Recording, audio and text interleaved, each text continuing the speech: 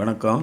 இது சென்னை திருவொட்டியூர் அப்படிங்கிற ஒரு இடத்துல நம்ம ஏற்கனவே ஆன் கிரிட் சிஸ்டம் போட்டிருந்த ஒரு வீட்டுக்கு எம்பிபிடி சோலார் பேக்கப் பண்ணி கொடுத்த ஒரு சிஸ்டம் இது.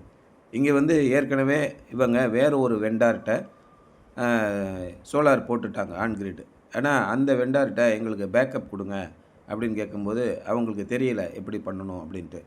இப்போ 2 பேட்டரி கொண்ட 24 வோல்ட் சிஸ்டம் வச்சுருக்குறாங்க.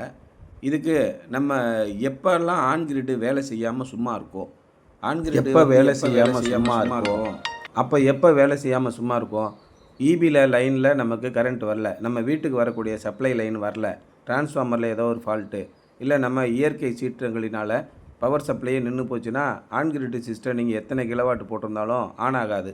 பேனல்லாம் சும்மா தான் இருக்கும், வேஸ்ட்டாக இருக்கும். அதுலேருந்து பவர் ப்ரொடக்ஷன் ஆனாலும் நம்ம வீட்டுக்கோ இல்லை ஈபிக்கோ பயன்படுத்த முடியாது.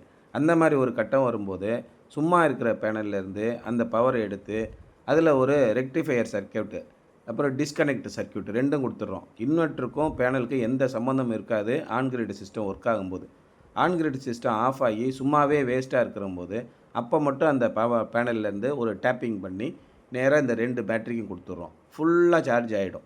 இந்த மாதிரி பேட்டரி லெட் ஆசிட் பேட்டரி நீங்கள் வாங்கும்போது இது C10 பேட்டரின்னு சொல்லுவோம். 10 மணி நேரம் 10 ஆம்பியர் 24 வோல்ட் வச்சு இதை சார்ஜ் பண்ணணும். அப்போ தான் இந்த பேட்ரி ஃபுல்லாகும். C20 பேட்ரி அப்படின்னா 20 மணி நேரம் 10 ஆம்பியர் வச்சு நீங்கள் சார்ஜ் பண்ணணும். அதான் C20 பேட்ரி. ஆனால் இப்போ லேட்டஸ்ட்டாக வரக்கூடிய பேட்ரி எல்லாம் பார்த்தீங்கன்னா C1 பேட்ரி வந்துருச்சு. 1 மணி நேரத்தில் 100 ஆம்பியரை வச்சு சார்ஜ் பண்ணலாம். பேட்ரி ஒன்றும் ஆகாது. இதே நீங்கள் லெட் ஆசிட் பேட்ரி சார்ஜ் பண்ணிங்கன்னா வெடிச்சு போயிடும், இல்லைனா உப்பி போயிடும். அந்த மாதிரி சிக்கல்லாம் இருக்குது. லேட்டஸ்ட்டாக லித்தியம் ஃபெரஸ் பாஸ்பேட் பேட்டரிலாம் வந்துருச்சு. சாதாரண இன்வெர்ட்டர்லேயே 24 வோல்ட்டு 100 AH, 24 வோல்ட்டு 200 AH பேட்டரிலாம் வந்திருக்கு. இந்த மாதிரி லெட் ஆசிட் பேட்டரியை மாற்றிட்டு நீங்கள் அது போட்டிங்கன்னா ஒரே நிமிஷத்தில் 1500 வாட்ஸை வச்சு நீங்கள் சார்ஜ் பண்ணலாம்.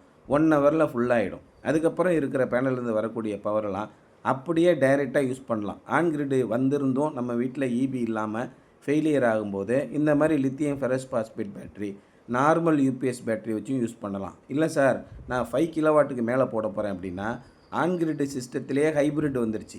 அதுலேயே லித்தியம் ஃபெரஸ் பாஸ்பேட்டை நீங்கள் கனெக்ட் பண்ணலாம். அந்த மாதிரி சிஸ்டமும் வந்துருச்சு. C1 பேட்டரிஸ்லாம் வந்திருக்கு. அது மாதிரி போடும்போது டே டைமில் நீங்கள் ஏசி முதற்கொண்டு எல்லாத்தையும் யூஸ் பண்ணலாம்.